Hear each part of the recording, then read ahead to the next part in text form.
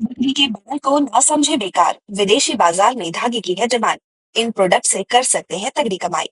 बकरी के बालों से बने धागों की मांग न केवल भारत में बल्कि विदेशों में भी तेजी से बढ़ रही है।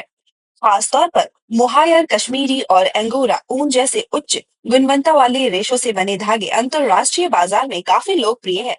प्राकृतिक फाइबर से बने इन उत्पादों को यूरोप, अमेरिका और जापान जैसे देशों में मांग बढ़ी है। बाड़मेर में 3 पीढ़ियों से खियाराम का परिवार बकरी के बाल से चरखे पर धागा बनाने का काम करते आ रहे हैं।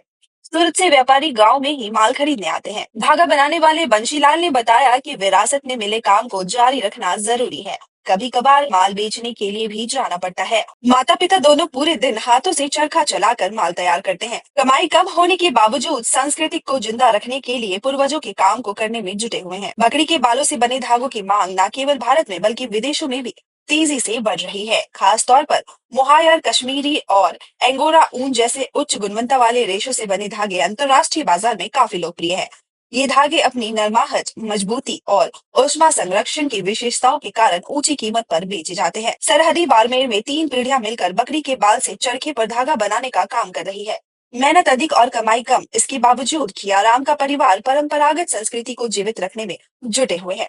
बकरी के बाल से तैयार धागे से कई प्रकार के आइटम तैयार होते हैं। इसकी डिमांड सूरत, मध्य प्रदेश, उत्तर प्रदेश सहित विदेशों में भी होती है। लाखेटाली ग्राम पंचायत के प्रभु आनियों की ढानी में, जटिया कुम्हारों की ढानी में कियाराम का परिवार इस काम में जुटा हुआ है। पूरा दिन चरखा चलाकर परिवार रोजाना 12 किलो धागा तैयार कर रहा है। 2 किलो धागे की कीमत 130 से 140 रुपए है। 2 किलो वजनी वालों से 500 से 600 फीट लंबा धागा तैयार होता है। दिन भर में करीब 10 किलो धागा तैयार होता है। 70 वर्षीय खियाराम का परिवार आसपास के गांव से 20 रुपए किलो के हिसाब से बकरी का बाल खरीदता है। इसके बाद सूत की बनी 4 डोरियों के आगे लकड़ी लगाकर बालों के हाथों से पिंजाई की जाती है।